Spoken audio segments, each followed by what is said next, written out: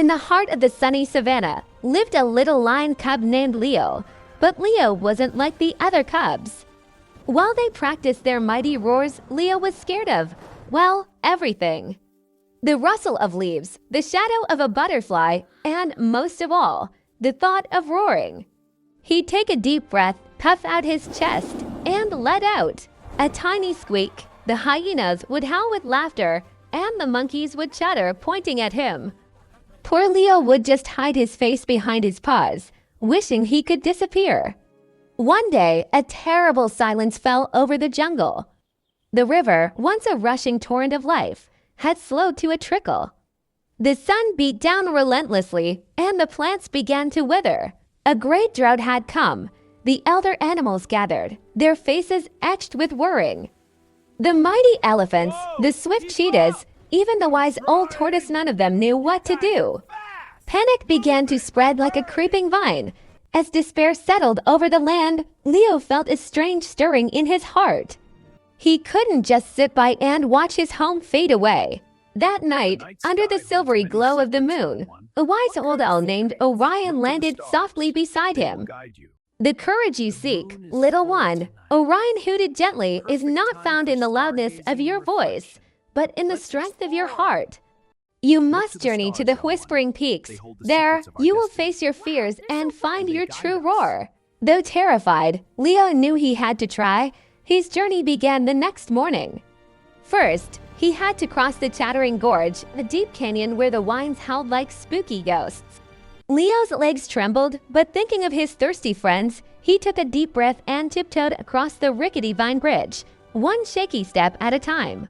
Next, he navigated the shadowy maze, a tangled part of the jungle where sunlight never touched the ground. Every snap of a twig made him jump, but he remembered Orion's words and pushed forward, his small body casting a long, brave shadow. Finally, he reached the base of the Whispering Peaks, sheer cliffs that seemed to touch the sky. The climb was his greatest challenge yet. His paws slipped on the smooth rock, and exhaustion screamed in his muscles, but the image of the wilting jungle flowers spurred him on. He scrambled, he climbed, he pulled himself up, inch by grueling inch. At the very top of the highest peak, as the sun began to set, Leo saw a terrifying sight. A massive, dark cloud, a fire cloud of smoke and ash, was rolling towards the savannah, carried by a hot, dry wind. A wildfire was coming. Fear, cold and sharp, gripped Leo's heart. He was just one small cub. What could he possibly do?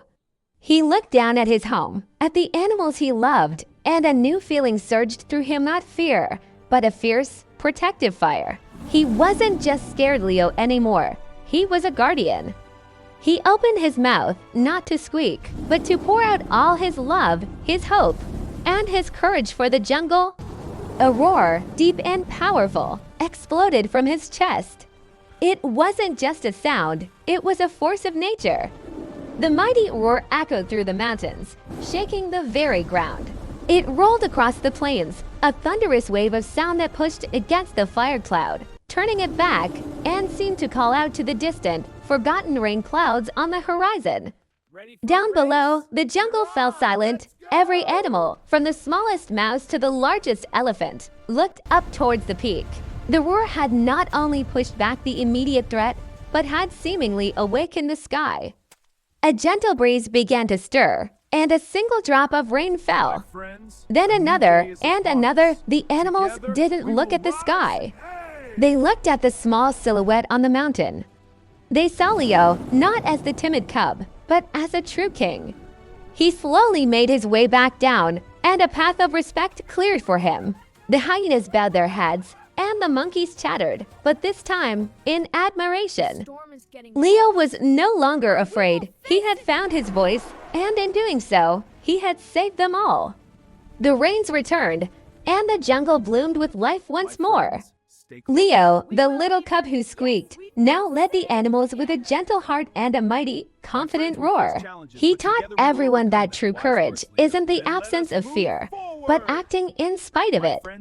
And under his watchful eye, the jungle thrived, more vibrant and united than ever before. Thanks for watching our story. If you enjoyed Leo's journey, don't forget to like this video and subscribe for more adventures. See you next time!